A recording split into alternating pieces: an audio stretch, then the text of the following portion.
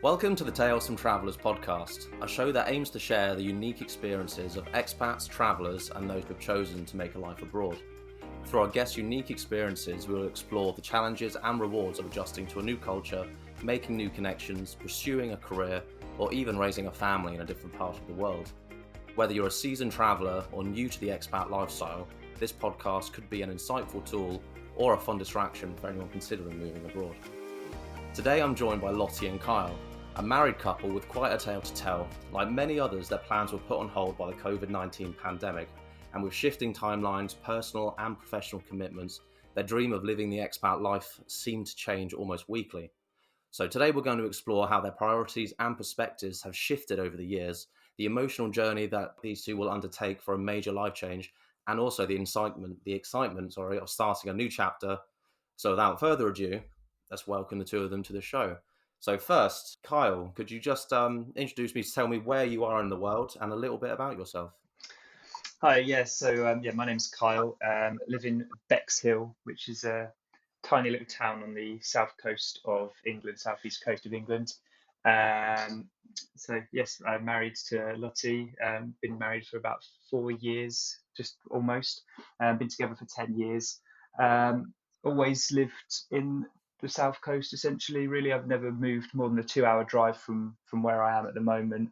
Um, yeah, so I don't know, what else do you want to know? For now, I suppose that's a perfect way to just tell us about yourself. Lottie, same question to you. I'm assuming you're living in the same part of the world, but could you tell us a little bit about yourself? Yeah, so hi, I'm Lottie, wife of Kyle. Um, I am also living in Bexhill-on-Sea with Kyle's parents right now. And yeah, we've been married for 4 years, together for 10. It was actually our 10-year anniversary, I think yesterday, though neither of us remember the exact date. And yes, very excited to be here. Thank you very much for having us. No, thank you. And first of all, congratulations on the anniversary. Thank you. I Thank tend to you. also forget the date, but then again, once you're married, that's the important one to remember. That's I what I think would this is say. the thing, So, yeah. yeah, I mean, and moving forward, that's what we need to remember. Um, And we've got a bit of paperwork that tells us that date. So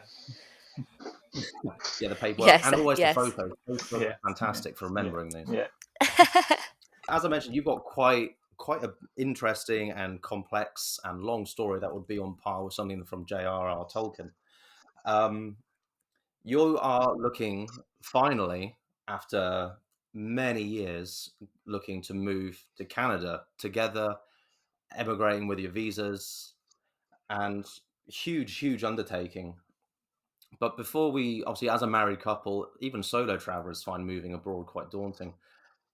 I'd just like to ask first question: what was the initial catalyst for the two of you choosing to move to Canada? Uh, Lottie, let's lead with you first. Yeah, so I think if I remember correctly, I was the one that put the idea out there. Um, I'll be very honest, with COVID, both Kyle and I were quite disappointed with the way that the government at the time were handling a lot of things. And I remember it really clearly. I had a week off work. I think we might have both done, and we were just walking a really nice like forest in a place called Uckfield near us. And there was something like, you get the BBC News alert on your phone. You're like, oh God, what's happened now? And it was something to do with COVID and a new restriction or a new guideline. And I just said, oh God, should we just move to Canada? Like, this is ridiculous. And we sort of laughed about it and carried on. And then I secretly like went home and looked it up and thought, wow, this is actually really doable. Hey, Kyle, what do you think about doing this? Like, just going for it. What if we, why not? Why wouldn't we? Um, I think by my nature, I'm much more impulsive, and Kyle's much more measured. So I think the initial response was like, no, don't be silly.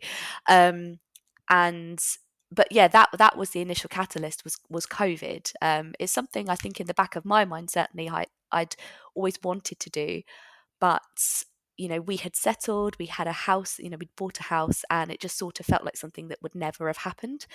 And I think were it not for COVID, we probably wouldn't be in this position now with it happening. So, but that's my take on it. I don't know if Kyle might have a different different memory of it.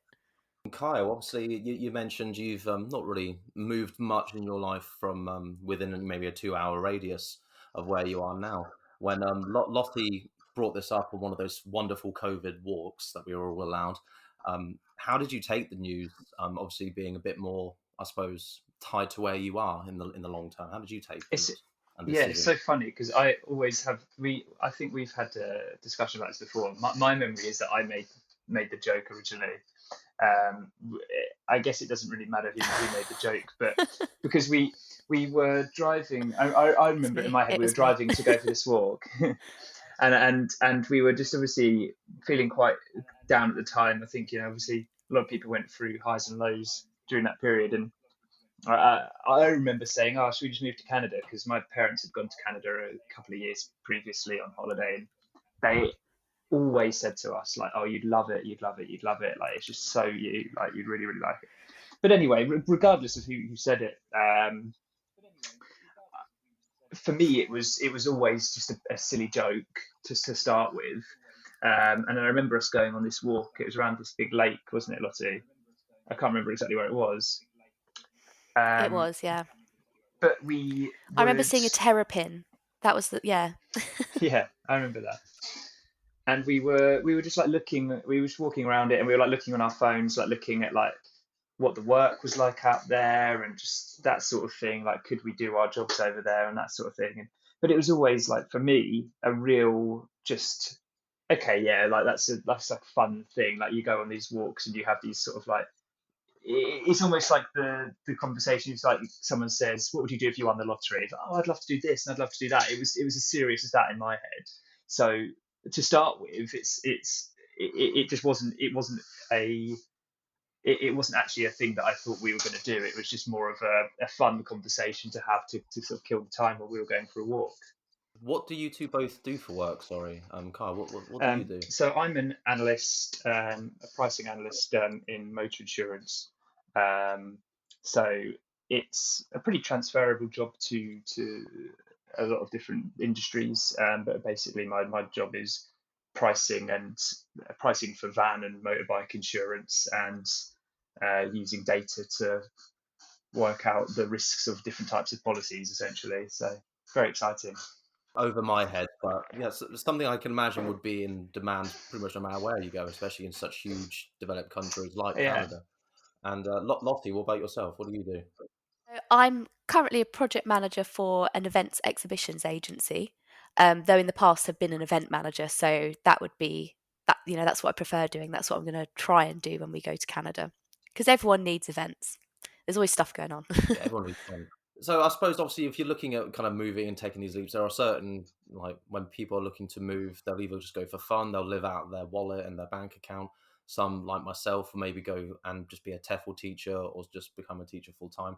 Certain countries, like a lot of people looking for that long term move to places like Australia and Canada, that there are requirements and they usually let people in based on demand. But how did that go down with Canada? I know with Australia, there's a bit of a tiering and demand system. You get points based on what is the most in demand job role. But obviously, did you two at this, let's just call it the joke phase of Canada, the not so serious phase, did you, Lottie, did you lead primarily on looking if your jobs were easily transferable and it was realistic to move over there long term? Yes, definitely. As I said, of the two of us, I'm the one that's much more impulsive. So I took this idea and I just ran with it. Um, and so I was looking into the visa requirements, like what do you need to do for it. So initially, we were looking at getting permanent residency. It's also a points-based system, and it's really hard to qualify for it because once you turn 30, you just lose loads of points, and each year you are after 30 you just keep losing points. So it's based on your the work experience you have, your qualifications, your age, as I said, your English ability, whether or not you can speak French. I said it's quite an involved process.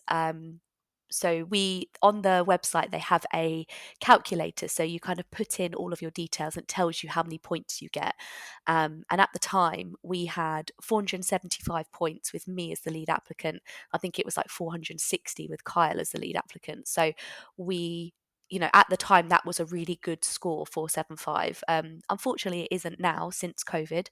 But that's kind of why we then thought, okay, this is actually really doable. Not a lot of people qualify for it in this way. So maybe we should give it a try. Just a quick divert on that. Do either of you two speak French? Um, not well.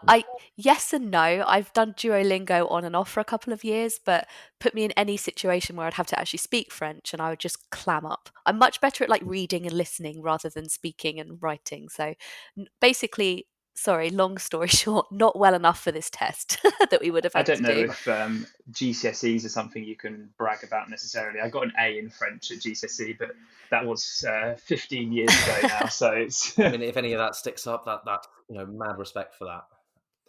And so, Lotte, you did the application. How far did you get? Actually, no, let me ask this, Carl. When did you, I suppose, start taking it? I'm not saying you didn't take it seriously, but when did you start getting more and more involved? Besides from Lotte just doing it like in the Yeah, shadow. I don't know. It's one of those things that I think probably crept up on me a little bit, where I think Lottie was probably doing this stuff, and then she started talking to me about it, and would be like, "I'd be, oh, okay, this is like this is a thing that you're taking seriously."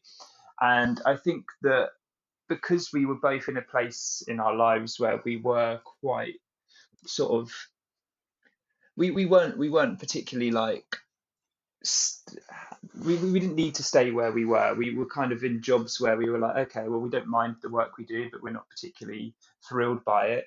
We don't mind the place we live, but we're not particularly thrilled by it.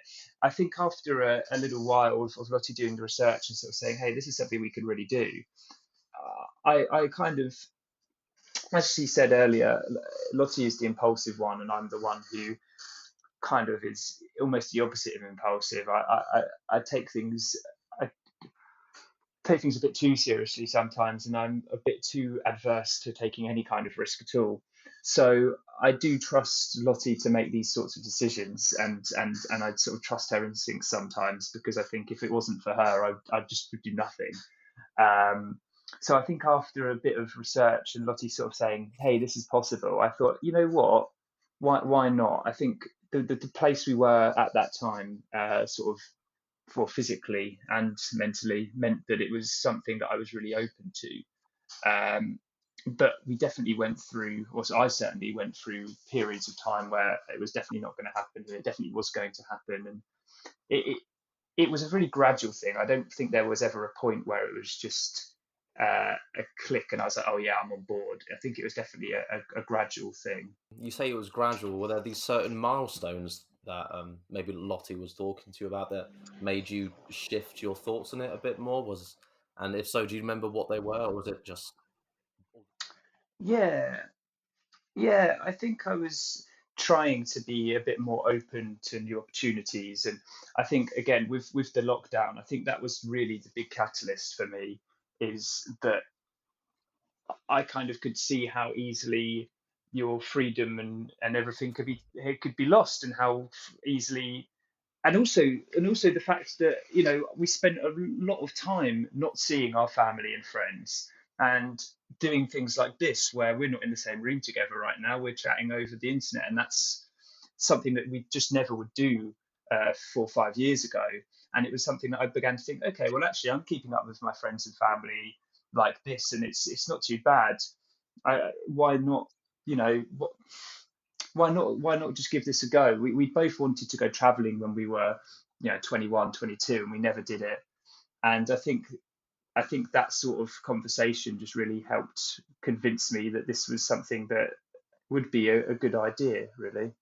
with a lot of people picked up those kind of COVID, lockdown hobbies, Yeah. pastimes, almost anything just to keep you sane. And a lot of people, I mean, with myself included, I did have my highs, I had my lows, I had my slowdowns, I had my shifting into second gear.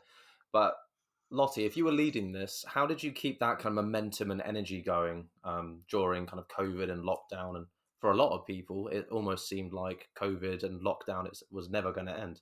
But how did you keep that momentum going for this application and grand move? I think for me, when I kind of almost a bit like a dog with a bone, if I have something that I really want, I don't let it go. It's almost becomes this like obsession where it's like I have to have this and I have to have it now. And I think this is where Kyle and I actually like to, go back to something he mentioned earlier, balance each other out really well. Like I always say I'm the heart of our relationship and he's the brain, because with Canada, for example, really just felt it. I would get really upset every week when we weren't getting picked because the draws had stopped. And I think that Kyle helped me to balance that out a little bit, because he's much more it's the sanity check I think he gives me.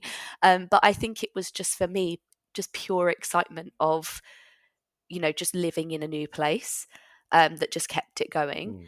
And yeah, this thing of like this, I want this to happen now, which then of course was very frustrating for me when it wasn't happening, And and we it did didn't lose happen for a long momentum down the time. line. Oh, for sure. Yeah, definitely. When you say you lost momentum, was that purely from the draws, or were there just days when I think like a lot of people did lockdown just make you just say, bugger it, can't be bothered, just Mm. let's move on and survive? I would say that for me was post lockdown. I think the loss of momentum for me came from the fact that this journey for us has been over like 2-3 years. I know that you had Ellie on a few weeks ago, talking about her journey to Canada, and that was very quick, all done really within the space of, what was it, 9 months to a year. Whereas for us, it was so long and drawn out, with just mounting disappointment almost at each turn, that we did have a massive loss of momentum. Certainly last summer, so summer of 2022, was very difficult, and that's when we decided ultimately we weren't going to do it. But I don't know if I'm jumping ahead a little, but certainly in that lockdown period, that it was just like full throttle. I was living there. I was just so, and there was nothing that could deter me from that. I try and keep diaries and journals, and I kind of look back at all my entries from that time, and it's like, oh my God, I can't wait to go to Canada. Like, here's this research I've done, which is cute looking back on it. I suppose that's quite a good moment for show people somewhere down the line about Yeah. this. Sorry, can I just quickly say something? I think go back to your question that you asked me a minute ago. I think that's what Lottie was just saying has sort of triggered a sort of understanding in my head of what happened. I think in lockdown we were really isolated in our own little world. It was just Lottie and me together, and we weren't seeing anyone else. We were just spending all our time together. So my whole life was just the two of us. So the idea of moving abroad didn't feel as big of a deal to me, I guess, because we would still have that life together. It would just be the two of us, but we'd be somewhere else. But that's what we were doing. And then I think the momentum went when the world opened up again, and we were going out and seeing people, and I was going back into the office, and everything sort of went back to normal. And I think then it was like, oh, okay, like this is what my life is. And I kind of had that thing of, okay, that was like a fun little idea when we were in lockdown, but you know, work's going well and I'm seeing my friends, and maybe I don't want to move away. I think that's probably what it was. I think the catalyst for me was being in our own little bubble together, and moving that bubble didn't feel like a big deal, and then that bubble disappearing meant I definitely got a bit of cold feet about it. Sorry to cut you off on your previous point, but I think that's Yeah. a better way of putting it than my last answer. No, I mean, I think that's really good, and it kind of ties into something that I suppose is a bit further in the timeline. Lottie, you mentioned to me when we kind of spoke earlier that obviously you got a new job in September of 22, and you something that you said that made me think, as you said, it was almost a hit home moment, and I think as Kyle was saying, that bubble and moving on. Um, when you got this new job, I think a lot of people go through these moments where you pause and almost take a stock check of your life. Is Yeah. this what kind of happened last year for the both of you, I suppose? Yeah, certainly. Like, I think, as I mentioned, last summer was very, very difficult for multiple reasons, but it was for me largely this feeling of being in stasis for so long. It felt like I had done nothing to move my life on or achieve anything new. We're so grateful that we can live with Kyle's parents, but of course that comes with its challenges as well. And it felt like we were moving toward nothing. And I personally find that very, very difficult because I like to have an end goal of something I'm going to do or, achieve or whatever. And so I think for me, that was largely part of the decision to not go at that point, because I just felt like I had to move my life on in some way. And even at that point, we both had a visa. But I couldn't wait that long to go. I was like, I have to go now. I need to, something has to change, something has to happen.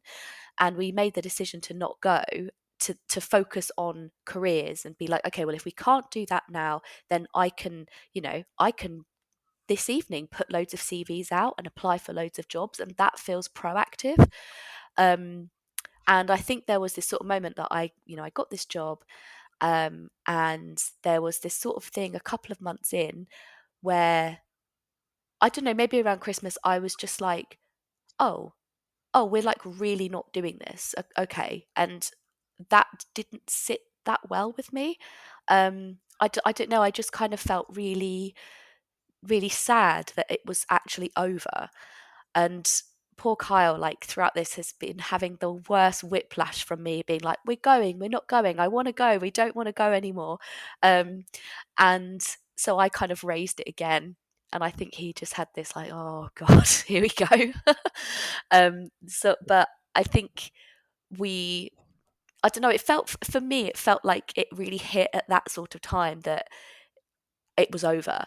And yeah, that I struggled with that a lot. And it felt, I don't know, it sounds really dramatic to be like the dream had died, but that's kind of how I felt. Yeah. I think as well, so to sort of bridge the gap, I don't know if you wanted to go in a bit more detail about how this this like couple of years happened. But we'd do you want to go into that? Should I go into that now? Sort of how we got from selling the house to where Yeah, we. no, please. Yeah, I was going to mention, obviously you're living with your parents now, and Kyle, but obviously one of the big life changes that anyone has to do before they move, they have to make sure they don't have any, I suppose, ties, anything holding them back, and one of them being owning a home, which you two did as a married couple, and you sold it in 2021. So successfully, 'cause that's obviously when the UK had a wonderful stamp duty holiday, and it was quite quick for people to move.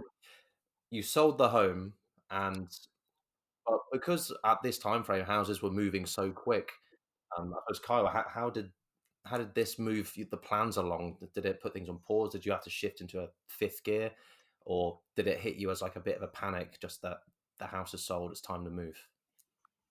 Yeah, it went so quickly, and it was just like it actually really strangely, like at the time, it just felt like that was when we were in one of these periods of time. We were in this mental phase of like, we're doing it, we're going, like there's nothing that's going to stop us. The house, when we weren't, the house was lovely, but we weren't 100% in love with it.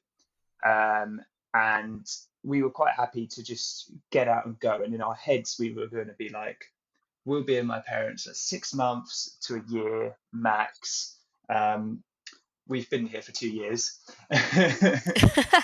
So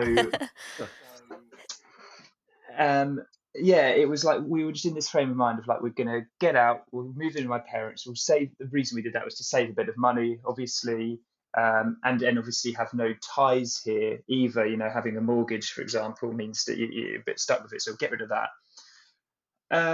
So that part of it was great actually, and I think it felt like we were really making like some great progress towards our goals.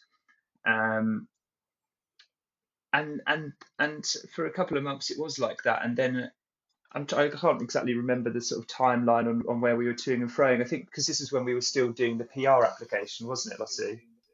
Yes, I think it was. Yeah. So that was a bit more involved. It was still during COVID, or during the sort of like, not a proper, was it a full lockdown? I can't remember exactly how locked down we were. I think it was um, one of the many phases. But we were doing, Yeah. going out and doing an English test, and had to do all these sorts of things that we don't have to do for the work visa that we've got. You were talking about this kind of timeline with the house and still doing your PR application. I suppose it would be good to take a step back. Lottie, you kind of dived into this first.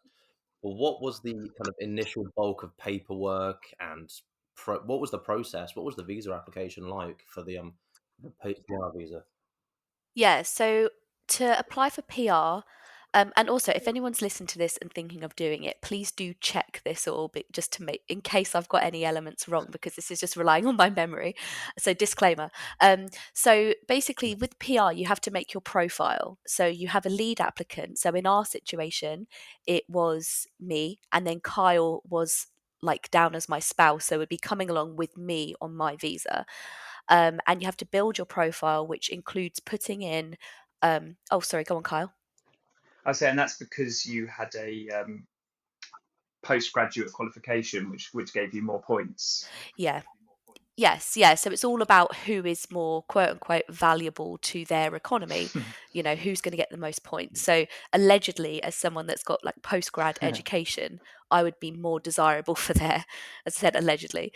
But anyway, so you build your profile. So you have to, first of all, have all your qualifications translated. So we had to apply to the World Education Services and send off our university transcripts to have them kind of like translated into Canadian qualifications.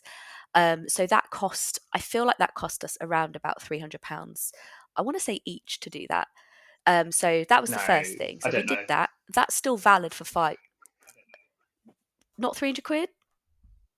It was definitely, there was a cost. I can't remember. I don't know. It seems like a lot, but maybe I don't Look, know. we were crazy with this, Kyle. We just went for it. We just went. Yeah. Again, please do check that. Maybe it wasn't 300. I don't know. But so anyway, so yeah, we did that. That's actually still valid for a certain amount of time. So that's still useful. So that's not, totally wasted. So we did that, put our qualifications in.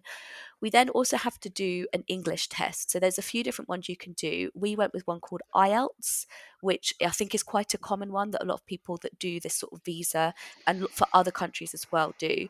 So we had to really study for this because it's you have to do a reading, writing, speaking, and listening exam.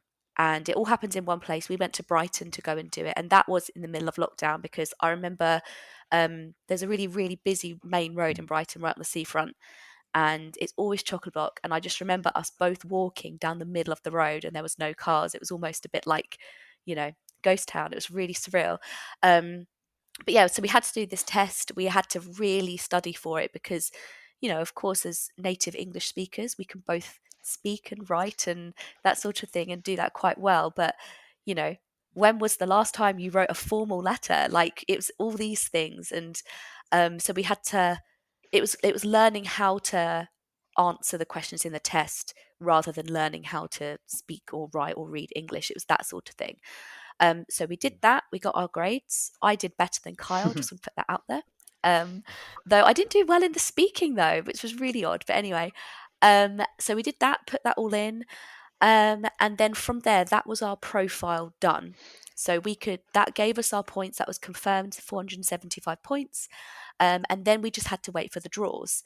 At the time, literally like the month before we did our exam, because I know the exam was the last thing we were waiting on. Literally the month before, they were still doing draws really regularly, and I think they happened like every week, and then they just stopped. What would have happened is, had we been picked, we would have had to then go and get like a police search, much like you do for the working holiday. We would have had to have had a full physical, medical test from one of their certified certified doctors, and again that has a cost attached to it. And it's a very long process as well. So it's ironically called express entry is the type of visa, but it's taking I mean, at the time when we were looking at it, it was taking sort of like up to a year for people to have this visa processed. But what they did basically with the draws is they stopped drawing anybody that wasn't already in Canada. So they have different classes of this visa. Ours was the foreign skilled worker class for express entry, but they stopped all draws for that and just went for the Canadian experience class, which is people that have got Canadian work experience. So I don't know if that sums that up. It's, as I said, it's quite an Much involved better than I would have process, done. and and I didn't mention either the cost to the cost to actually apply. So once you've been picked and you've been submitting everything, you then actually have to pay the application cost for the visa, which would have been over £1,000. So this is like serious stuff. And as I said, we decided to go for it because it's really hard to qualify for. I mean, I don't know how it is now because I don't keep up with it as much, but we kind of just thought at the time, like, let's just go with it. And if we can get it, great. And, went from there really. So, but yeah, that sort of is it in a nutshell. But again, please do check that if you're wanting to do that yourself. I'm sure everyone will be Googling it for fact checks, don't worry. Yeah. You were talking about qualifications being more kind of, say, valuable to their economy. What other factors do they put in place? Are they taken anything else that you could, like applying for university, you can get anything on UCAS points to try and up your points to make you look more inviting to a university. Was Yeah. there anything you looking through it, or Kyle, was there anything that you were looking at for homework that you could do to help give yourself an extra 10 points? Become fluent in French was like the one thing that just absolutely Yeah. nails it. You get so many points for that, but Exactly. it's Yeah. quite difficult to do. It is. Yeah. And also, as well, it's worth mentioning that the secondary person on the application for that type of visa only gets like a maximum of, I don't know, 50 extra points. So for Kyle's side of it, they only took into account his age, highest qualification level, and how many years of what they refer to as foreign work experience. So had I, been able to do the French test, then that would have given us more points, but there wouldn't be a lot that the secondary person could have done to up it. So I think the only two things that we can do are, as I said, go and do a French test, much like the English IELTS test. It's a French version. Mm. So do that and do well in it, or have I think Canadian you work get points experience. for your actual job here Yeah, as well. which So depending what your job here is and how much experience you have here, I think there's possibly different point systems. And then I guess the only other thing is how old you are, but that's it's hard to change or hard to get younger unless you're Yeah, Benjamin Button. can't really. Yeah, you can't. yeah, that's a whole other problem for people to be looking at. Another quick thing in terms of how life would be, it probably doesn't matter much in terms of the qualification, but do you two both hold a full like UK Yeah, we license both do. to drive? Sorry. Yeah, and that's quite. You can just swap that in Canada, I believe. I'm pretty sure. I mean, this could be wrong, but I'm pretty sure you can just go and swap it over, and you don't have to do a driving test. But again, that could be wrong. So please, somebody fact check that. Well, maybe just worth checking. I mean, you semi-confident on that. Lotti, what side of the road do they drive on in Canada? Uh, you got me on the spot. Left? No, right. That's just getting your left and right, though, isn't it? Well, we'll The split other hairs. side. The other side to what we do now. Yeah, pretty much. That's always the trick one. Yeah. If you're English, it's always the other side of the road. So, Yes, and then obviously you apply for these visas. You got your profiles done, and they stopped doing the draws. they did. How Yeah. long were the draws on hold for? Oh, like well over a year. They Wow. essentially just stopped. So actually what happened is our IELTS exam expired. Had of course we known this would happen, we would have not done it. But I think they're only valid for 2 years, so it has now expired. So yeah, it's a shame really, but they held off the draws for a really long time. Kyle, obviously, we earlier on, Lottie mentioned that you were kind of the say the brains of the relationship, Lottie's the heart. With Lottie putting in so much work and so much effort and so much passion into this, only for those pesky Canadians to stop the application, the draw process. What was your kind of reaction as obviously a loving husband? But was there a plan of, okay, maybe we try a different holiday coming out of COVID, or what did you know that Lottie was heart set on Canada? Yeah, well, we did look into other options. Lottie was born in Australia, so we did think, oh, great, like why don't we try that instead? And the weird thing is it's something to do with the time she left. I can't remember exactly how it works, but basically, even though she was born there, she doesn't have any sort of you know, Lottie's got as much ability to move to Australia as you or I, and moving to Australia is actually really tricky. So we did look into that, but actually, despite being born there, we didn't. We'd have to go through exactly the same process as anyone else who'd want to move, and that's really difficult. Which is when we started looking into the working visa, which is what we're going to be, spoiler alert, going over on. So obviously you mentioned Australia, born there, moved over to England when you were 4 or 5, is the numbers we'll go with. Didn't want to go through a whole application, but was there also another discussion potentially about just taking a year out and maybe traveling East Asia, just traveling to America, or was the goal, was it and always will it be relocate and just start your life somewhere else? So that was a discussion as well. So we, with there's lots of kind of traveling companies and tour companies, and we actually looked at taking literally all the money we'd saved to move to another country and booking like a round the world trip. And which this sounds very ungrateful because that's a wonderful privilege to be able to do that, but it just didn't excite either of us in the same way. It was just this thing of like, oh well, I guess we could do that. And I think the experience of actually like living somewhere else for an extended period of time is what we both wanted to get out of this, out of this whole thing, is actually, you know, moving your life there and not coming back to England so soon. The jury's out on whether or not we'll stay there forever, if we can. But I think just, yeah, that actual like living and working in another country is what we really wanted rather than like an extended holiday. Moving forwards, obviously 2022 was kind of that year of stock checking, settling into your lives. Like I think a lot of people, 2022 was that year. I think a lot of people, took stock, and Yeah. 23 is the year that, from what I've experienced with a lot of people, is the year of traveling, it's the year of change.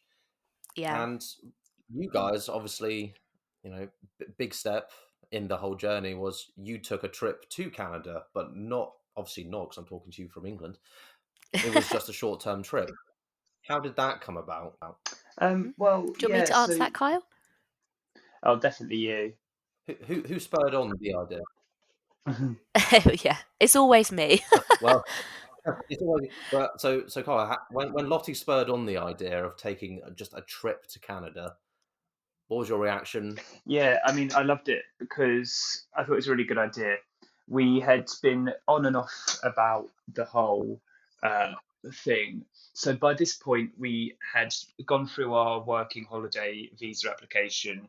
We'd been accepted, we'd been offered the visa, and I got accepted first. I actually got my visa accepted on my 30th birthday.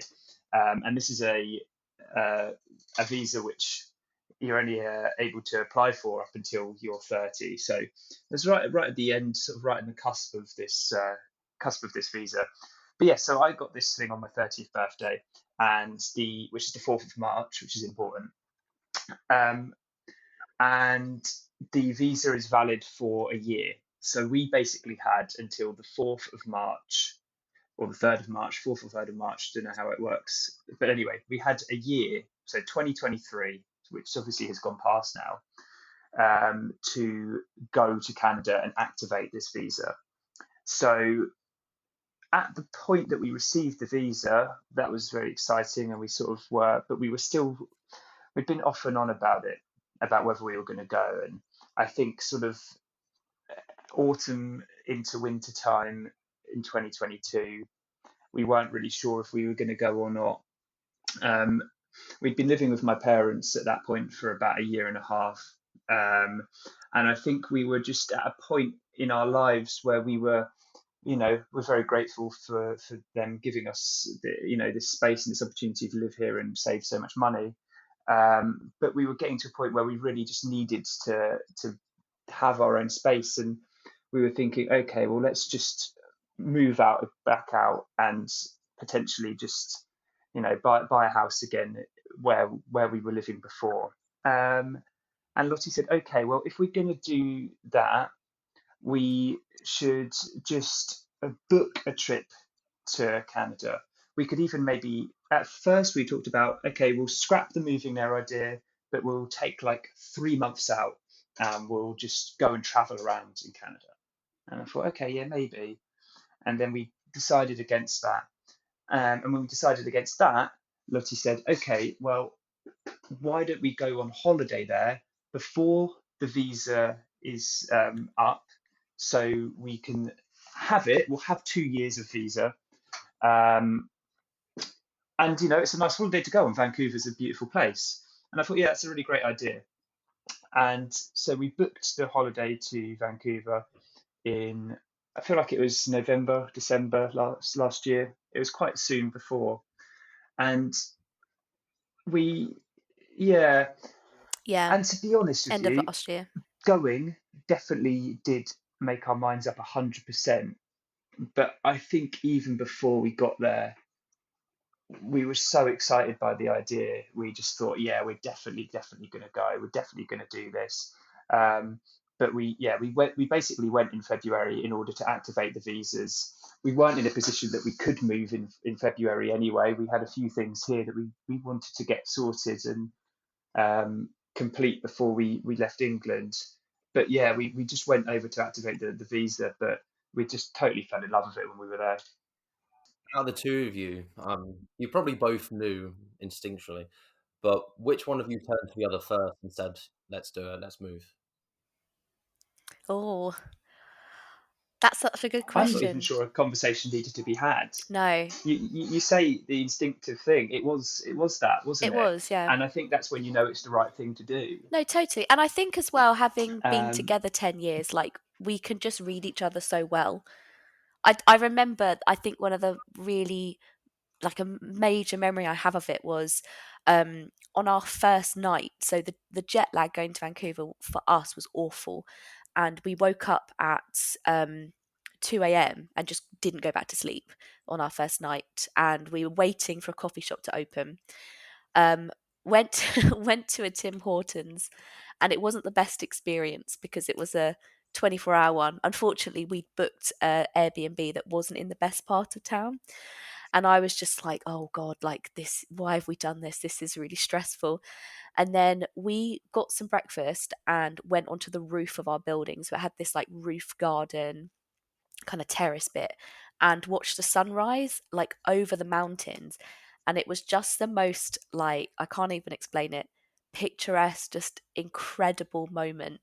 I've never seen mountains like that before, and it was just stunning. Like, it really was an incredible place. It's funny because people who've been to Vancouver are like, oh, you'll love it, it's amazing. And I'm like, well, it's just a city. Like, why would you love it so much? It's just a city.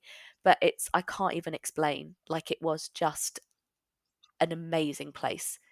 And I think from that moment, I was just like, I cannot wait to come back here. We were both so sad, weren't we, Kyle, on our last day? I think I cried when we had to leave. Yeah. Did you start looking at coming back before even leaving Canada? Did you already pull up like your old spreadsheets and start looking at, okay, when can we feasibly move? Was that already happening? Absolutely. Yeah. Absolutely. We'd made a decision that we were going to move. So we're actually moving on the 1st of June. And we'd made that decision already because so I'm doing the London Marathon this year, which is at the end of April. And also I'm doing a course, so event management, like postgrad course, that I have a deadline that has to be done here like mid-May. So for me, we couldn't really move much earlier. I mean, if Kyle got a job and wanted to go over there now, like he absolutely could. Which I'm not against either. It's just whatever the right time is. But so we'd made that decision. It was going to be the 1st of June, and I think it was the weekend after we got home, we booked our flight back, and it was like official and it was done. Gosh, that's really quick. So you book a holiday in November of 22, you go on holiday in February of 23, and then almost immediately you book moving there Yeah. permanently. Yeah.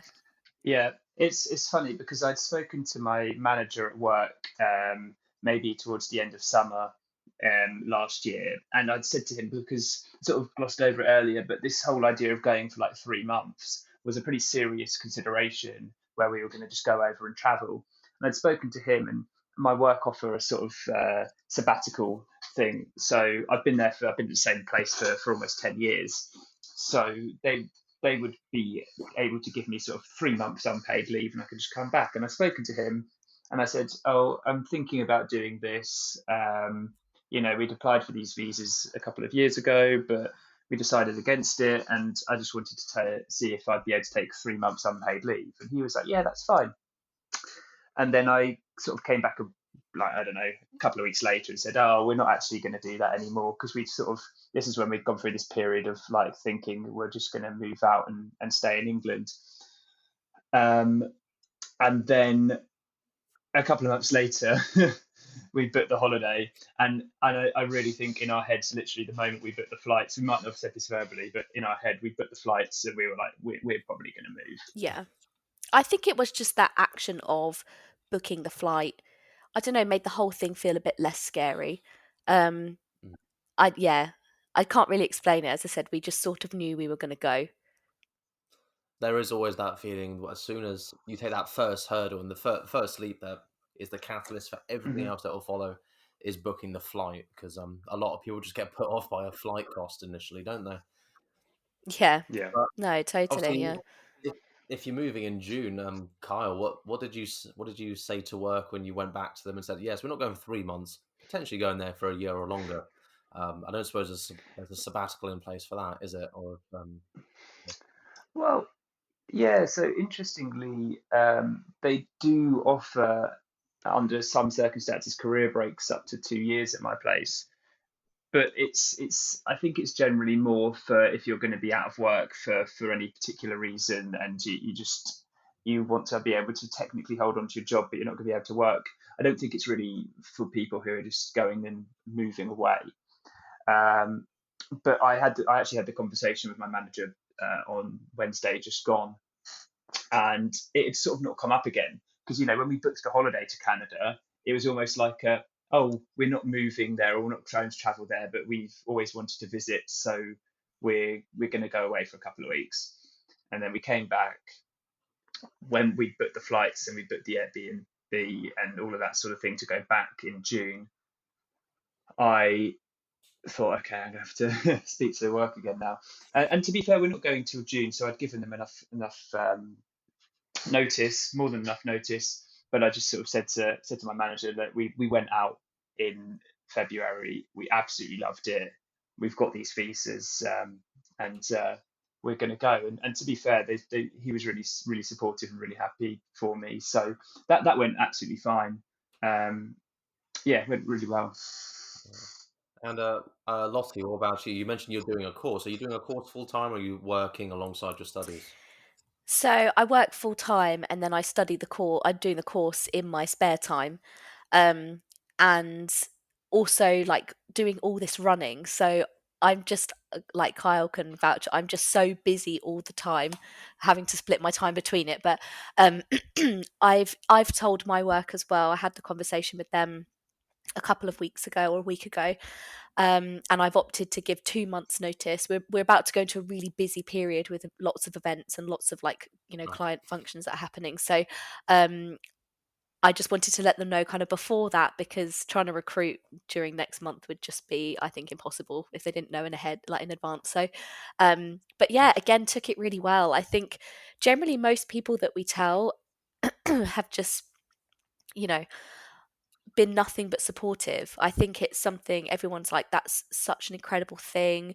I think especially as well, I don't like Kyle, I don't know if you've kind of found this, but a lot of our friends where we're now 30, like 31, a lot of our friends are really settling and having children, and we're just kind of not there. And I think it's what I'm really proud of us for is, I guess, just making our own path. We're kind of going against what you should do, and just thinking, Mm. actually, do you know what? We don't want to necessarily do that right now. So we're going to, you know, uproot ourselves, sell our house, do the opposite of everything you should do, and then just move to the other side of the world. I mean, to be fair, it's probably a more exciting thing to do than being stuck here. Um, and I suppose looking at it with a place like Canada, I think a lot of people kind of take it. I, I don't know if some people tend to take it a bit more seriously. Some people don't take it so seriously. When you move, you say you go traveling, or you just move in general to a very city scope based country, somewhere like Canada. People who move to obviously Australia as well, or maybe to America or certain parts of Europe. With that, are you both moving to Toronto, or is it Vancouver you're looking to move to permanently, or So we're achieve? starting off in Toronto, and we've got a Airbnb booked there for 3 months. Again, just going back to Ellie's podcast, so we we know Mm. each other through Ellie, right? So we're both good friends of Ellie. I lived with her at uni for a year, and we've just kept in touch ever since. And she was going to be in Toronto, so we thought, oh, why don't we just move in together for the start? So we've got our Airbnb booked for 3 months. And from there, we'll either decide to, if we really like Toronto, continue on there, or we'll make the decision to go back to Vancouver. I personally would love to live in Vancouver because I really want to learn how to snowboard. I've never, gone skiing or snowboarding before. And what I loved about it was we literally, when we stayed there, we literally got a bus from our Airbnb in Vancouver, literally to the mountain. Um, and it was so easy and so simple. And I want to be able to do that like every weekend. I said I've never seen mountains like that, and I just absolutely loved like being on top of it. It was amazing. So, but I'm not closed-minded about Toronto. I think it's going to be very different, but I'm really excited to see what it has to offer and what is to be discovered there, because Canada's such a huge country, and really Vancouver and Toronto are, like, if you look at it on the map, these tiny little specks in such a vast thing. So Mm. there's just going to be so much to explore and discover. Lottie, I can kind of gather that you're quite outdoorsy. You love your running, obviously doing the London Marathon. All the best for that, by the way. I can imagine that's going to be Thank hell. you. Um, Kyle, are you much of an outdoorsman yourself? Again, I don't know too much about Canada, but when I think of it, there's a lot of lakes, maple trees and oak tree forests and mountains, and it just looks very cold and outdoorsy. Are you very outdoorsy? Yeah, I think I'm probably the more outdoorsy one of the two of us, to be honest. I'm Definitely. despite Lottie doing the London Marathon, I'm the runner of the two of us, and I love running, That's so true. Yeah. um, and I love trail running as well. And I think Canada looks amazing for that sort of thing. The the only difference is you don't have to sort of look out for bears and coyotes in in England, and I think it's a bit more of that in Canada. So yeah, I think I'm quite outdoorsy. I'm not, as much as some people, but I'm definitely a big runner, and a big sort of like I really like hiking, and in a place like that, it's just such a beautiful place. It's just very easy to spend a lot of time outdoors. So I think that's something that I'm really excited about. Yeah, and being obviously from England, we've had a bit of a miserable winter. Um, you're obviously going in June. Canada, what is? I'm completely ignorant to Canada. What kind of weather are you expecting when you arrive there in June, going through the summer? Are you looking for short and t-shirt weather? Yeah, we are. It's going Oh, to for be. sure. So, I've got to. well, I was going to say Toronto is like a city of extremes. So, from what I know about it, they don't really have a spring and an autumn in the same way that we do. They have very, very hot humid summers and then like -20 winters. Vancouver's much more mild, so Vancouver's climate is a bit more like England. A lot of rain. People call it Raincouver, but Toronto is much more extreme. I think being on the east coast of the country, I don't know if it's like they get the weather harsher there, or it comes down maybe more from the upper territories, which are like really icy. But yeah, Toronto is. I'm just bracing myself. They have actually like a whole kind of underground city network. So kind of like our tube stations in London, for example, but you can walk through them all. And there's like shops and there's businesses that you can work there and stuff, just because it's so cold. And I was actually reading an article about it, and I think there's this term about being like a mole person, because you can go from your apartment to work underground and then back to your apartment and kind of never really go outside. Um, Oh. so I think, yeah, it's super interesting, as I said, but it's just because it's so cold there. Again, that's my understanding. Anyone that's actually from Canada and has a different view of that, then write in, let us know. But that's my that's my understanding of it. So, and I don't do well in the cold. So I'm very interested to see how this winter's going to go if we are going to stay in Toronto.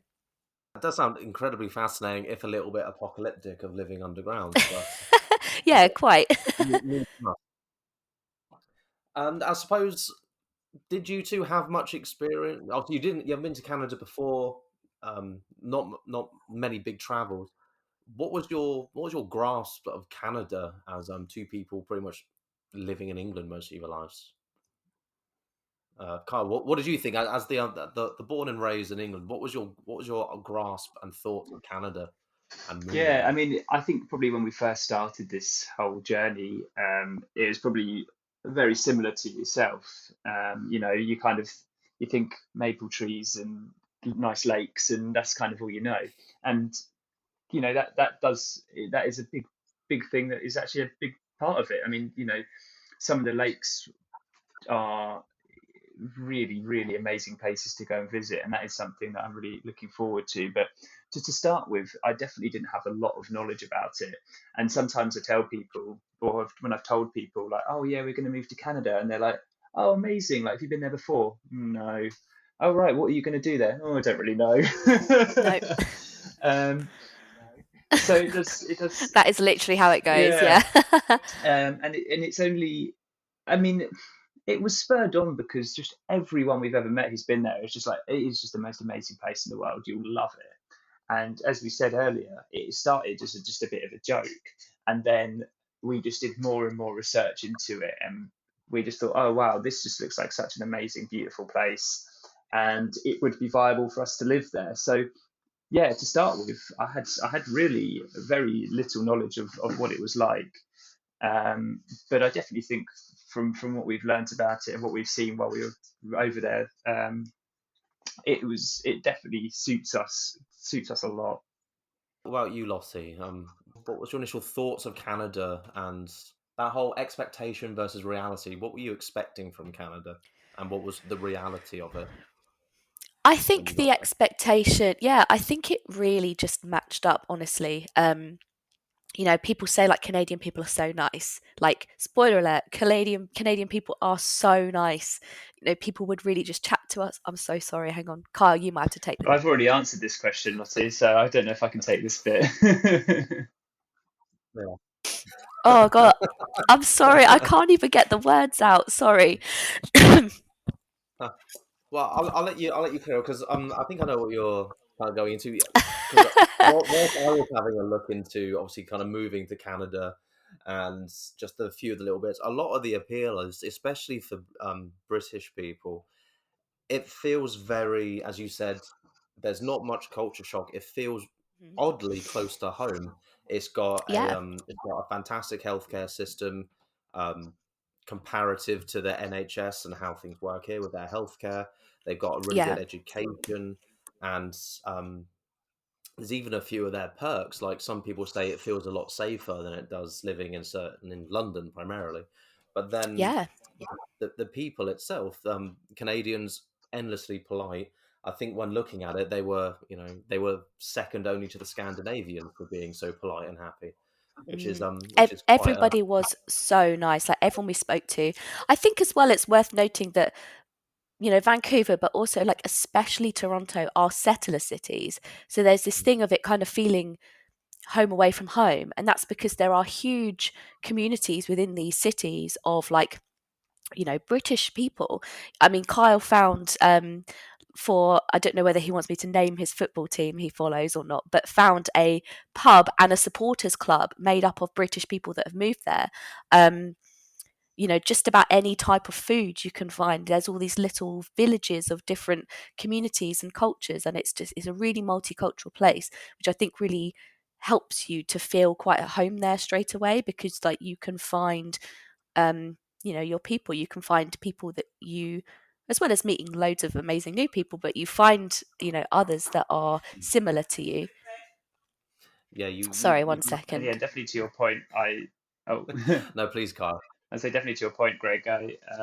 What you said, about the education and health service and things like that. Those were things that I was aware of before we were doing this sort of application, and that is definitely something that made me feel a lot more comfortable with it, because again, I'm the less risk takey one. It's nice to sort of move somewhere that, okay, we're doing a big jump and doing something quite scary, but at least it's still quite similar in certain ways to what we're used to. I don't want to be like kind of putting leading you to anywhere, but obviously, as a married couple potentially looking to move, did the conversation come up at all about if you do settle there? Let's just say raising a family out in Canada, and obviously with their education, their healthcare, and a general way. Has that conversation happened? If it hasn't, we'll leave it at that, because I know that Oh no, still between us. definitely. I mean, Kyle, if you don't mind me sharing, I always joke about our Canadian baby, but I think it's the I don't. I think it's just one of those things where we'll just have to see how it is at the time. We're both sort of on the fence about it still. I think Yeah. really it will depend on um, jobs. I think, Canada is, I would say it's kind of like diet America. So it's like a lot of things that um are, for example, America's healthcare system, their annual leave, like there's quite a lot of things that have kind of gone to Canada, but not quite as bad. So for example, like maternity and paternity leave in Canada really isn't as good as what you would get in England or Europe. And as I said, it's not even saying that this is going to happen for us, but it's something definitely we've looked into, because if you're going to settle your life there, for it's something that you want to know your options if it were to come to that. You need to go in there with all potential avenues ticked and checked, I suppose, Yeah, because totally. Yeah. obviously Ellie, as we mentioned, she's going there for a year, maybe more. We'll see what happens with Ellie. Kind of a similar view. You could be there a year, could be two, could be three, could be more. Um, you mentioned you're going to be there in Toronto in your Airbnb for 3 months. Um, have you got a plan much after that, or is it still kind of playing it by ear, potentially with Vancouver, Toronto? Or do you have a rough roadmap in place? Uh, not especially. Kyle, you take this one. It's a tough All right. one, really, because I think a big part of it is knowing, experiencing the first 3 months, and seeing if we love it or if we hate it, or what kind of work we're doing when we're there as well. If we get jobs that we really love and we love the city, then yeah, we'd probably look to stay on. Um, I know for certain Lottie really really wants to move over towards Vancouver, and I'm a little bit more, I think, open to just seeing how it goes in Toronto.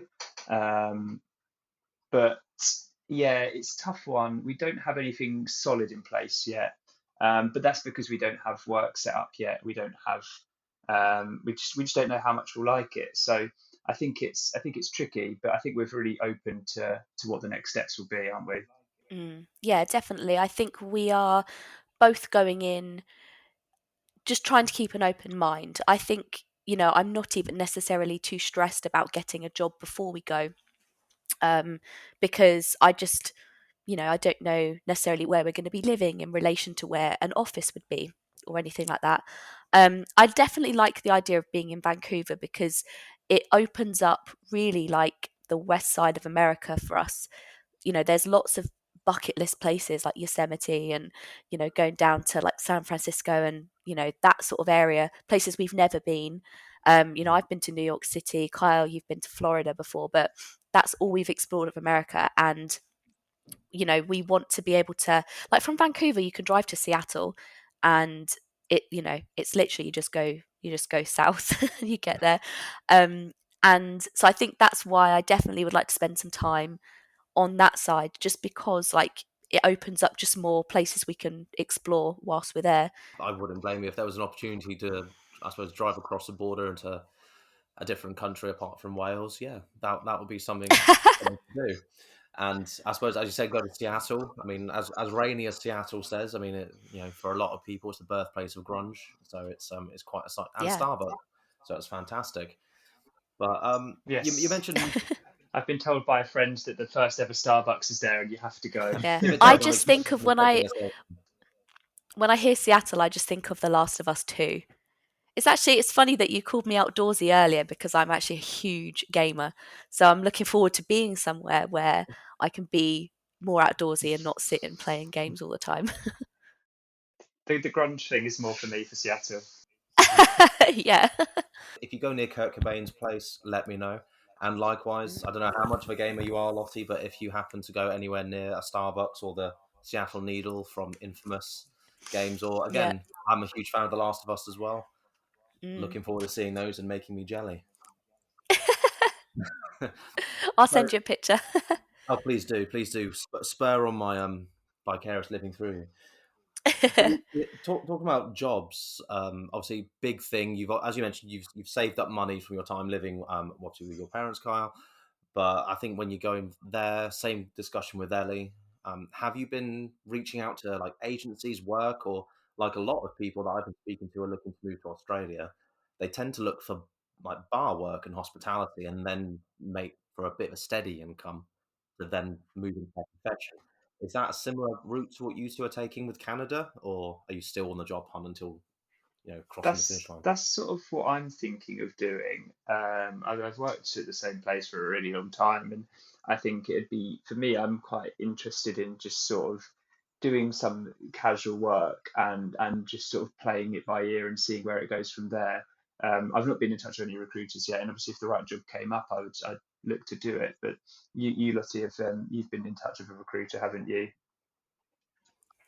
Yes, I have. So I've been in touch with a really amazing chap called Troy.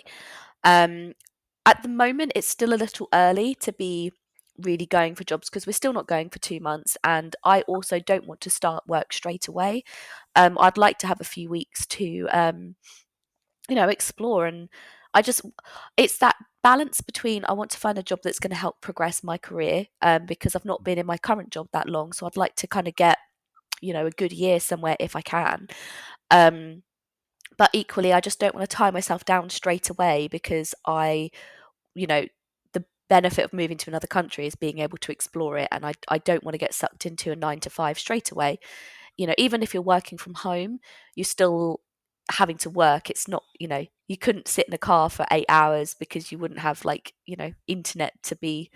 I mean, I suppose unless you're hotspotting, but the phone plans aren't that great out there. So um, but I, yeah, I think I'm just open to playing it by ear. I think, I mean, I will put feelers out more like as we get closer to it, but I'm not too stressed on it right now. And I suppose with this recruiter, just for anyone, did you find this recruiter through just a Google search, LinkedIn, or is there some other resources out there for people? So I actually found them through Ellie, because she's been very proactive on the job hunt.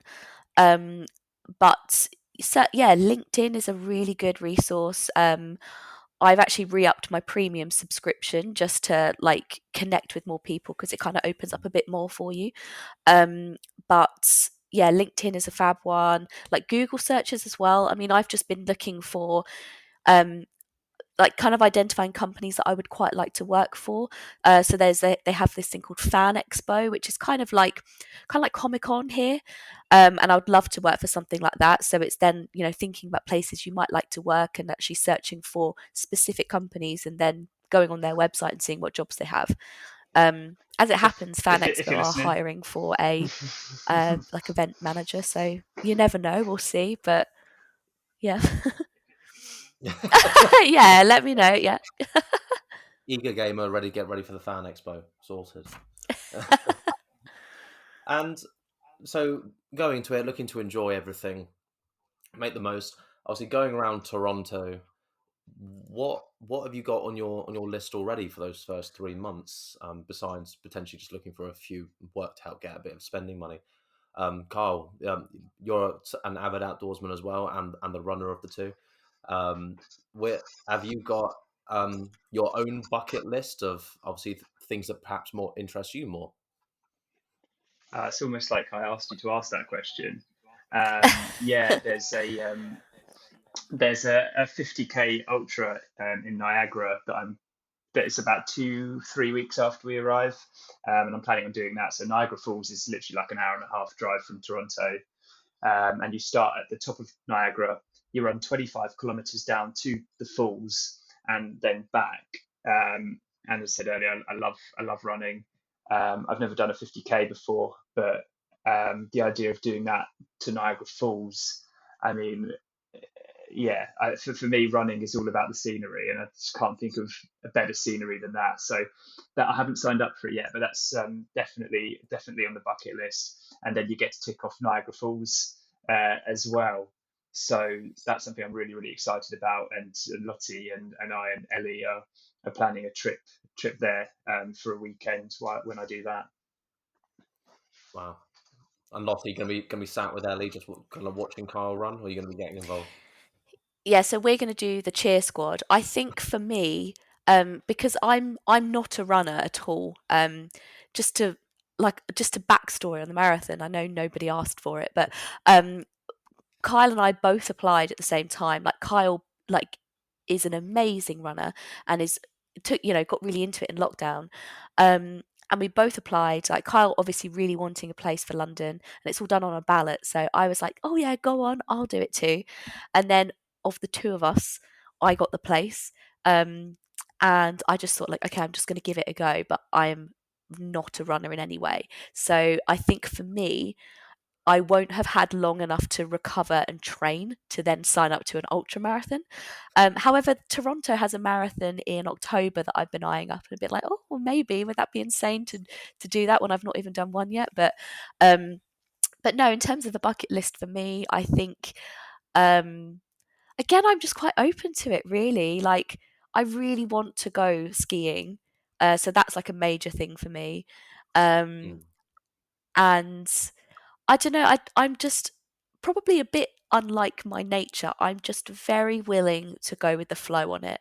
I'm really trying to, because I've always been somebody that's quite, has planned things out and likes to know what they're doing, and I like my routine. And I think I'm just very willing to kind of just go with the flow. I'd love to just get in a car and drive for 10 hours and see where I end up. Um, Yeah.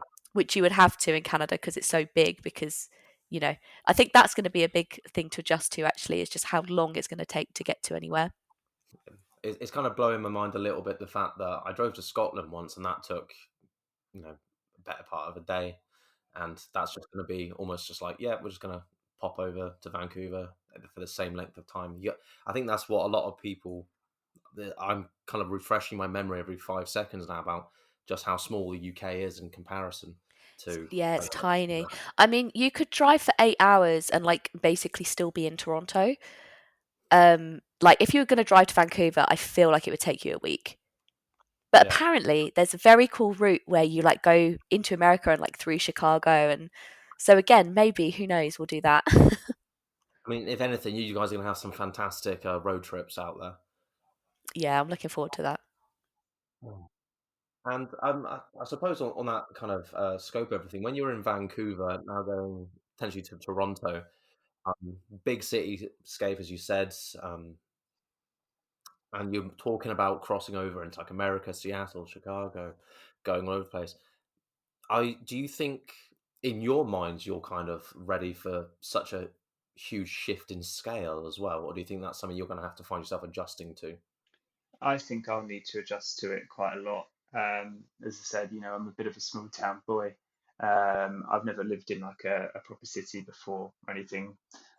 So I think it'll be a big adjustment. And obviously, it's not just adjusting to living in a big city compared to living in a small town. It's, a totally different country. Um, Maybe not as prepared for that as I'd like to think I am, but um, yeah, I'm really excited about it at the same time. Before all this, we'd been thinking about moving to a city in England, because we'd always wanted to experience living outside of a small town. So I think it's sort of ticking off that as well as ticking off living in a different country for us. I think it sort of does two birds with one stone. What about yourself, Lottie? What is the sense of scale? Does that kind of scare you or excite you about Canada? No, I think I've always wanted to live in a big city. Growing up, we always lived in very remote places, like even more so than Bexhill.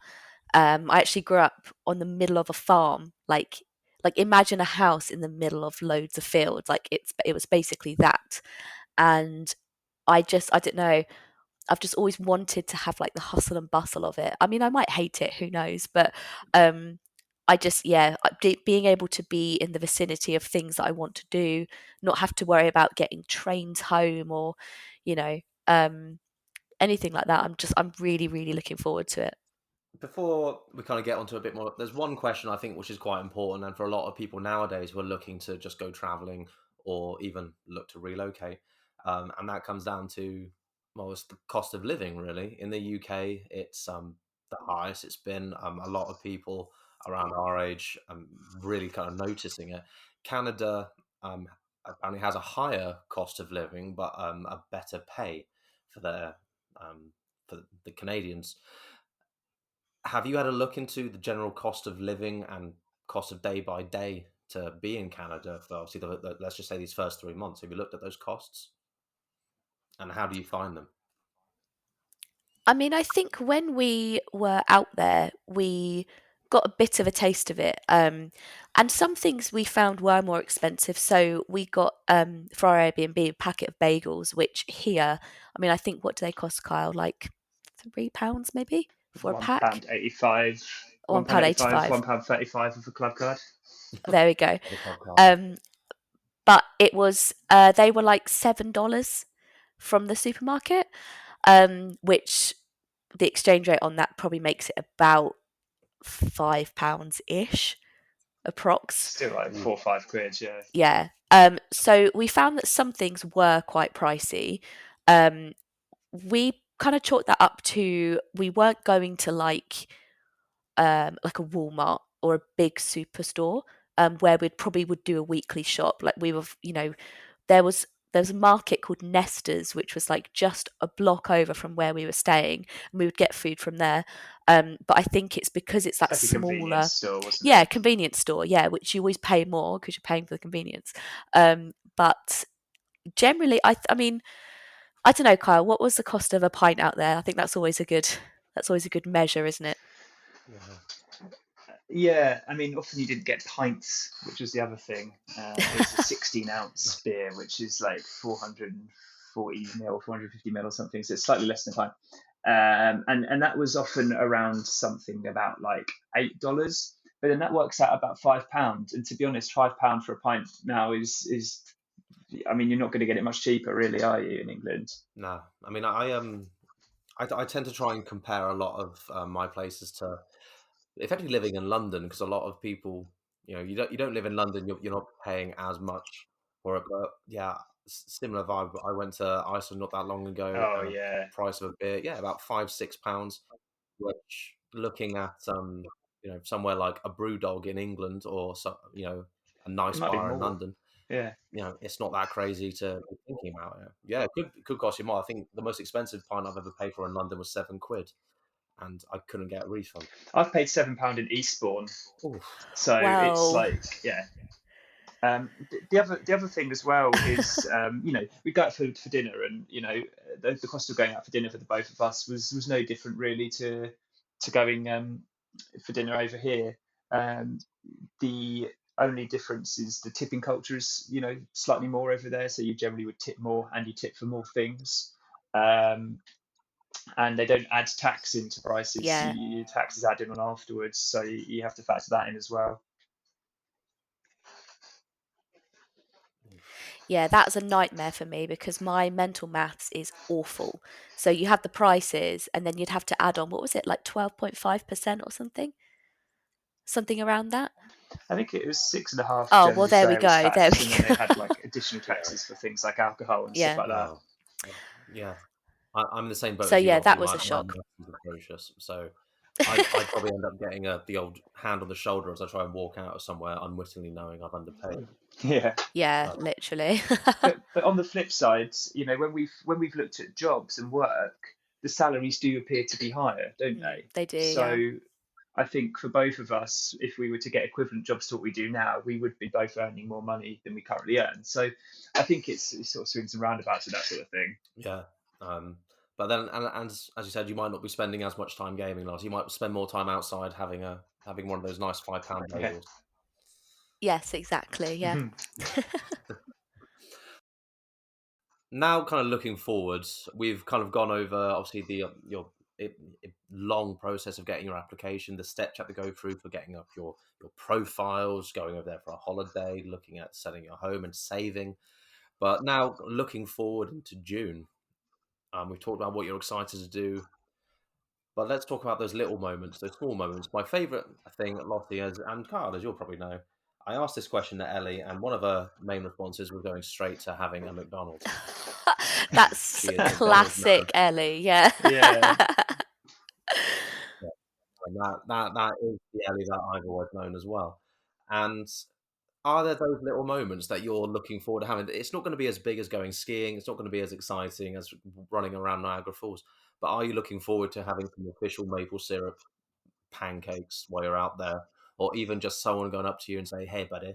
Yeah, I think like I I think for me I'm really excited to so there's these little islands that are kind of just opposite the Toronto coastline and you can get boats to them really easy, and there's a really amazing viewing point of the skyline of the city, and I think being able to go and see that, it would be an amazing moment. And I think as well, just like, when you get there and you get in your Airbnb, then it's like, okay, this is real. We're actually here.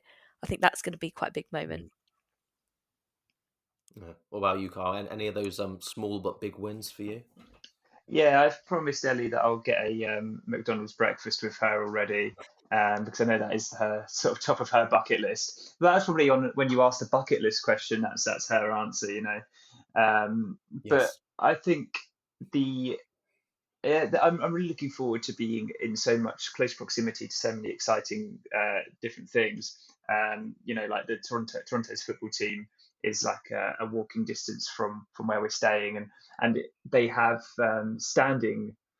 So whereas in Premier League football, like it's all seated, they've got a standing stand, and that's something that I really find quite exciting. So I'm quite looking forward to going and seeing high level football in a standing ground, because to do that here you generally I have to go and see Eastbourne Borough, and it's not quite the same. So that's something that I'm really looking forward Yeah. to. And then having so many different exciting things just on my doorstep, definitely. I'll be curious as well. There's a lot of people, if I'm moving over there, you think of certain cities as having their certain bits that go alongside them. You've got New York, you're surrounded in a concrete and glass jungle. You go to somewhere like Tokyo, you're surrounded by gadgets and pop culture and anime. You go to somewhere like Australia, you're surrounded by beautiful blue oceans. With Toronto in Canada, you mentioned it's a city, but what kind of things can people, I suppose, find as Canada's thing when you go out and about in the town? Snow? Um, no. Yeah. I don't know. I think, as I said, because, where I mentioned earlier that especially Toronto and Vancouver are so multicultural. I don't think that there's one thing that makes it it, if that makes sense, that, that gives it its own X factor. It might be that Canadian people would say otherwise. Of course, maple syrup is a huge thing. And actually, Toronto is, I think, I don't know if this is wrong, maybe, but I think the world's only supplier of ice wine, because so ice wine is where they freeze the grapes and then make wine from it. And it's because Toronto's climate is both hot enough to grow grapes and cold enough to then freeze them. So that's an interesting fact, I thought. But yeah, I think there's, like for Vancouver, for me, I suppose it was the mountains that made it. But I don't know. It sounds really corny to be like I just couldn't put my finger on it, but yeah, I'm not sure. I think having that mixture of a massive city that's so close to the most beautiful scenery is something that's quite amazing. You can look left and see skyscrapers and look right and see snowy mountains. I mean, that's something that I think made for Vancouver certainly very different to anywhere I've ever been before. I mean, it all sounds incredibly exciting, and I mean, from both you guys and from Ellie, there's so much, and I suppose the probably the next important question really to ask is what other bits do you need to prepare for? Is there anything left on your list? Do you need to sort out obviously bank accounts, phones? Do you need to sort out registering with a doctor? I suppose. What kind of bits do you need to now do in those last two months? I don't know. I sort that out when I get there, I I mean, Kyle, suppose. what? Yeah. But Yeah, I think a lot of that sort of stuff we will have to do when we're there, like phones and banks and things like that. Um, so that is something that's the fortunate position we're in, where we've got a friend in Ellie who's moving over 6 weeks before us, or approximately, and so she's definitely going to be. We kind of said, because we went on the holiday first, we were sort of doing the run on how actually the flight and immigration goes, because we did the immigration thing and we told her all about that. And then she's going to go over and tell us how to do the banks and how to do the phone and all that sort of thing. So we're kind of quite a nice relationship we've got there, where we're helping each other with that sort of stuff. yeah. And I think as well, because we have already done, like our visas are now active, because we've already done all of that part, there's kind of nothing really we have to prepare before we go, because all of that admin of us actually, getting there and being allowed to stay there and work there is done. So it is just that, like, packing, getting rid of stuff we don't need, finishing out work, and, running the marathon. Like it's that sort of thing. Like it's not, it doesn't feel particularly admin heavy right now, but I'm sure that things will pop up. Packing was one thing I thought was quite an interesting one, because it's like we have to, when you go on holiday, you're like, okay, well, what am I going to need for 2 weeks? And if I forget something, it's like, oh, okay, well, it's fine. I'll have it when I get home. So that's something that I think is going to be a bit more difficult to pack, because it's like, okay, what am I going to need for 2 years? Or what things am I going to have to just Yeah. get when I'm over there? Kind of full on uprooting everything. I mean, I try to think about what the bare essentials would be and what you take with you. So it's quite something that, I mean, luckily anything you can leave behind, you can leave behind with your Yes, parents. yes, yeah, Hopefully, you anyway. can. Yeah. But guys, this has been absolutely a fantastic talk, and I asked Elliot. I'd also like to ask you, once you start getting settled in, I'd love to arrange something new to find out how the first few weeks or months has been with you two, and obviously with Ellie as well. We'd be able to Yeah, get that would all be four of you fun. to get the three of you. Yeah, I'd really love that. But I think that there is so much, and I think there's a lot more to tell. And now I'm so happy that for something that's been so long in the works has finally come together for the two of you. I think this is really exciting. Thank you. Yeah. And I wish you all the best going into Yeah, June. thanks a lot. Thank you so much. And yeah, and thanks for having us as well. This has been really Right. fun. Yeah, thank you. No, thank you. I really appreciate it. And before I let you go and enjoy the rest of your night, I have my little quick fire questions I like to ask everyone at the end. I'll ask one at a time, and then if we go, because Kyle, you're the first on Okay. my screen. If you answer first, then Lotte. So you might have to send your memories back for this first one. Kyle, what bit of advice would you give 2019 Kyle if before even this whole Canada thing came to Oh, fruition? just commit to it. Just make your mind up and stick with it. Don't be so indecisive. And Lottie, to younger Lottie, what advice would you give? I think trust the process and it's going to be okay. I love the optimism. Yeah. So, Kyle, we've just talked about what things you need to take, what you might need to pick up, but what item is top of your list to go in your bag? Oh, okay. I mean, it's pretty boring, but it's going to be my laptop. I think it's going to be that's definitely the thing I'm going to need when I go over Understandable. Lottie? Maybe the Nintendo Switch. there. Can you play the game cartridges over in Canada? They're not Yeah. region locked, are they? No. Oh, I don't know. I hope so. I really hope. I had no issues playing it when we were in Vancouver. So Have to download them off the store. yes, yeah. Store. Kyle, moving to any country, sometimes a lot of people, as we discussed earlier with Lottie, people dive into Duolingo and they try and pick up certain phrases. And when it comes to British people, we do have our own little bank, and we talk in a funny way a lot. Have you learned any Canadian phrases or sayings that you're looking to say out there?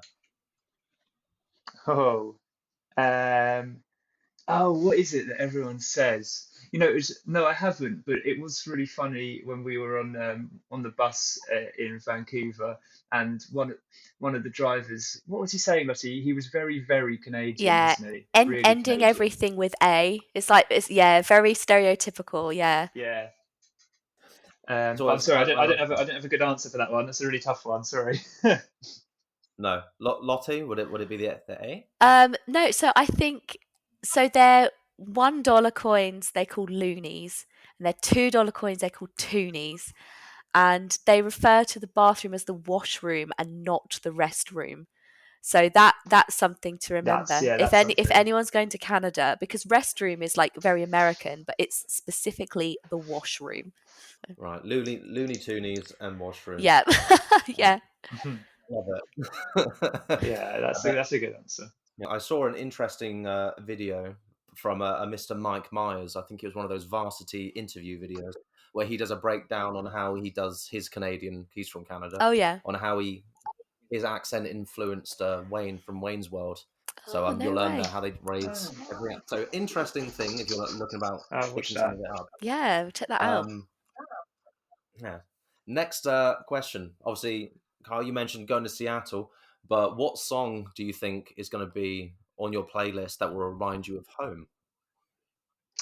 Oh, that's a good one. Um, oh, well, I think I'm gonna say you can edit this, can't you? Because it's very, very much me just sitting here and thinking.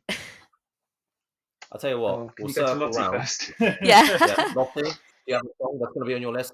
Obviously, I don't know if you're as much of a Swiftie as Ellie is, but that was obviously her Not answer. quite, no. So I'm actually going to give a very corny answer, if you'll allow me, in that I feel like my home is Kyle. So, and there are many, many songs that remind me of him, but I want to say Pinball Wizard, because it just reminds me of great times that we've had in Brighton. And there's a place we often go called the Loading Bar, and they have an old school pinball machine. And it just so quite corny answer. I apologise, but that's what I'm gonna say. No, I love it. Corny's what I appreciate. No. Okay. Okay, In which Kyle. case, then I'll go for The Whole of the Moon by the Waterboys, which is a song that's quite close to me and Lottie. We did karaoke together recently, and it's a song that will probably make me think of that. And it was at my mum's retirement party that we did this karaoke, so it'll make me think of home. It made me think of my family, and it'll make me think of my friends as well because it's one of my good friends' first dance. So I think that'll probably be a good answer. Yeah, that's a really good one. So, obviously, you're both going to Canada. This is the next that's on your list. But everyone has their kind of bucket list holiday country destination. Kyle, is there any country in the world that is still on your bucket list that you have to see one day? Yes, I think I don't want to necessarily steal Lottie's answer, which I think I can guess. So I'm going to say Italy because I've never been to Italy, and despite moving very far away from Europe now, and being so close to Europe at the moment, it's still one place that I've never been. So I'm going to say Italy. Lottie? I'm interested to think Kyle, what do you think I'm going to say? I'm as well. Japan. Yeah, it's Japan. Yeah, Japan. That is somewhere I 100% have to go. Though again, we're moving incredibly far away from it, so it's not going to be a good time in the next couple of years to go. But that is, a couple of our friends actually are going. Is it next week, Kyle? They're going on Wednesday, maybe. But Yeah, next week. Yeah. I'm going to be living vicariously through them, through all their Insta updates and everything. But yeah, that's a bucket list for me. Both very different, but both, beautiful countries as well. But again, I'd like to say thank you so much for coming on and sharing this really incredible story and this fantastic example of perseverance and passion. I think this is fantastic. So thank you for sharing it, both of you. Yeah, thank you for having us. Thanks a lot. And we can't back out of it now. Well, yeah, that's so true. Yeah. Yeah. It's been recorded for the world to see that you gave up. But again, all the best. Happy travels for the move. Thank you so much. Thanks a lot. It's been really fun. We appreciate it. Thank you for joining us today. And if you enjoyed this episode, please consider subscribing to the Tales from Travellers podcast to stay up to date on past and future episodes. I'm always looking to share new stories from expats and repats from all over the world. So please reach out if you'd like to share your story. You never know, your story could be the one that helps someone make that life-changing choice. You can find us on Instagram at Tales from Travellers. I'd love to hear your story, and more importantly, I'd love to share it with the world. I look forward to hearing from you, but thanks again for joining me, and until next time, happy travels.